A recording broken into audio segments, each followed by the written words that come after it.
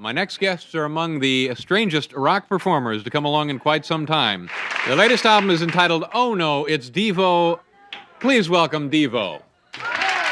We have Mark Mothersbaugh. Mark, did I get correct. your name last name right? And Jerry Casale. Right. Gentlemen, and the only reason that you two guys, 2 chairs as opposed to 4, right?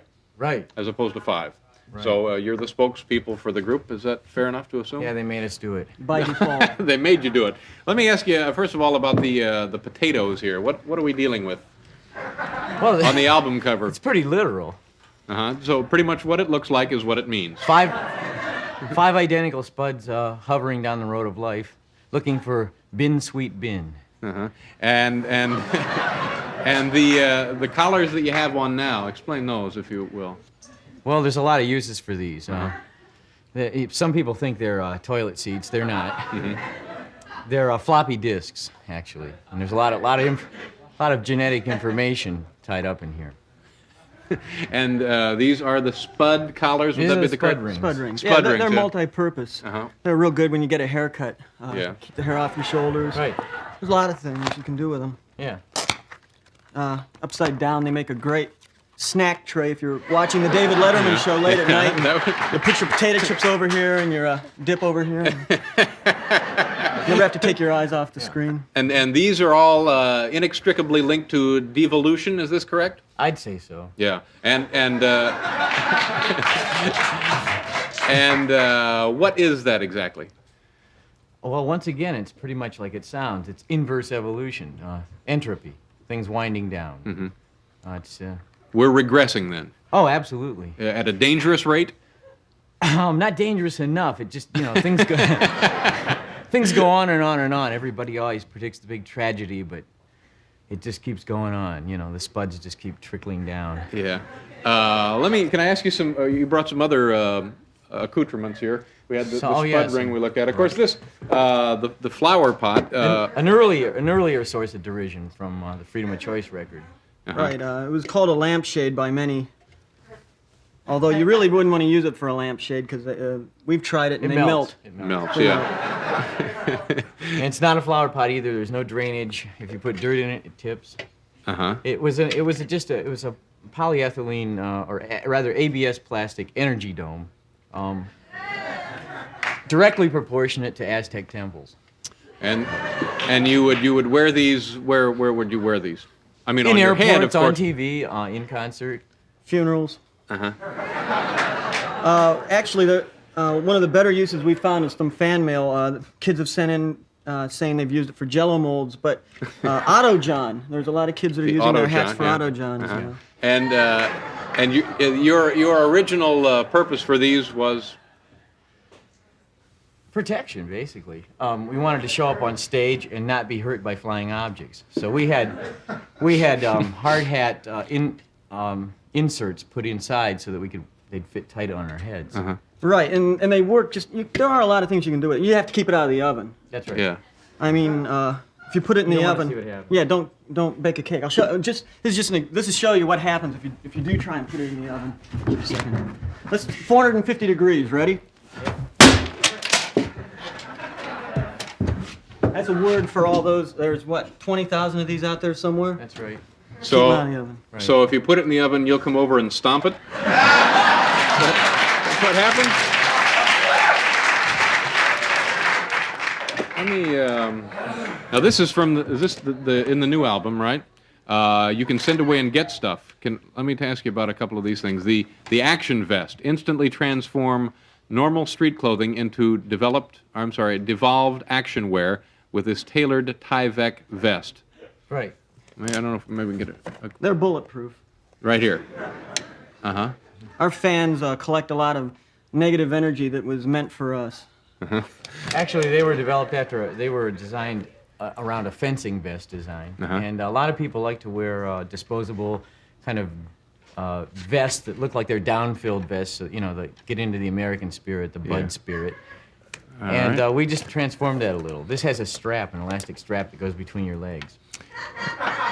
Let me ask you That's a about selling point, actually. the elastic strap. Yeah, that's what turned me around on the whole topic. Now this you have the DEVO Easy Listening cassette. Muzak versions of your favorite DEVO tunes performed by DEVO at a rare casual moment. Mutated versions of DEVO classics, Whip It, Mongoloid, and many others round out this limited edition collector's item. Is that the truth? That is the truth. How much would one of these go for? It's fairly cheap. It's I think it's about $5. Well, yeah, that is a bargain. $4.50. $4.50. $4.50. Yeah. That's even less. Yeah, and it goes on and on and on. So, pretty good stuff. You're making a lot of money on these? No, not at all.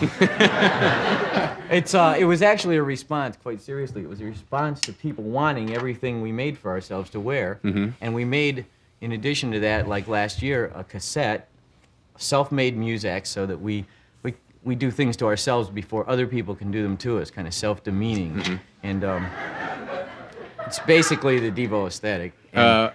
And we played it before we would come on stage in live concerts throughout America, and pretty soon people were coming up to our sound men and various members of the crew saying, "Where can I get that? I want that."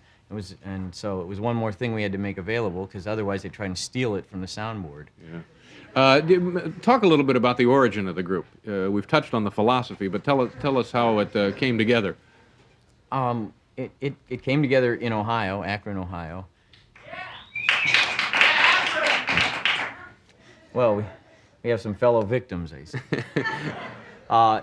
And I met Mark at Kent State University, and we started forming DEVO around 1975. And it was based on the idea that we were foolish enough to believe that video discs and videotapes were going to take over the very next 2 years, and we had a kind of idea for an integration between music and video back then that we were serious about and still are serious about, and started pursuing that. Mm-hmm. And found out that obviously there was a left turn somewhere in the industry. And you were pioneers in video discs, weren't you? Yeah, which means you get a lot of mention but make no money. Now, when people come to see you in concert, are they often dressed up with the stuff that they've ordered? Yeah, oftentimes, yeah. Yeah. Mm-hmm. Now, during a concert, you keep your talking to the audience to a minimum, don't you? That's right. I think we're there to play, not talk. Yeah. And we don't like to stretch out the time with raps about, I saw this girl on the street, whatever. Is it hard to keep interested when we're actually not communicating with the audience? I wouldn't say we're not communicating. Verbally, though. Well, we are using our voices, and We got more information per minute going on in a DEVO concert than at most shows. No, yeah, but we're not talking to them, that's no problem. no, that's no problem at all. In fact, they would probably resent it. Really? Yeah. Okay. Any new looks that we can be on the lookout for from the group? Well, actually, what we've been putting together that we're currently doing in concert is putting the video together with DEVO Live rather than having it be two separate entities that are unrelated. Mm-hmm. And so, as in that bit of peekaboo that you may or may not have been able to ascertain from that little snippet, is that we have a rear screen projection that's like over 20 feet wide and about 15 feet high of images and more or less like storylines in video that is rear projected and in sync with the music, so that DEVO relates with the screen, in scale and content and design, so that even characters come out on film and interact with DEVO and sing backup vocals and so on, and it's all synchronous.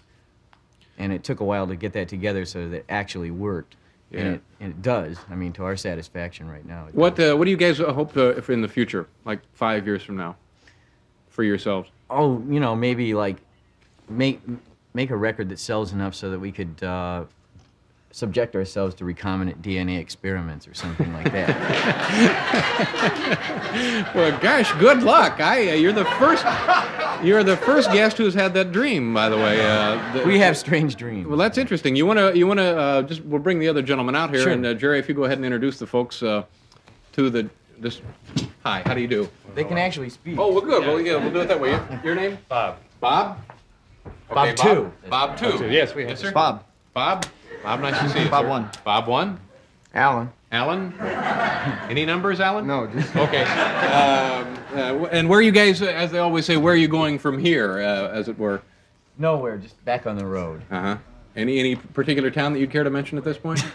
Well, all of them that we haven't been in. No, actually, we're going to go through the Southwest and then across the South and then into the California region and into the Northwest, the obvious kind of All right. sweep. We're trying to run away from winter.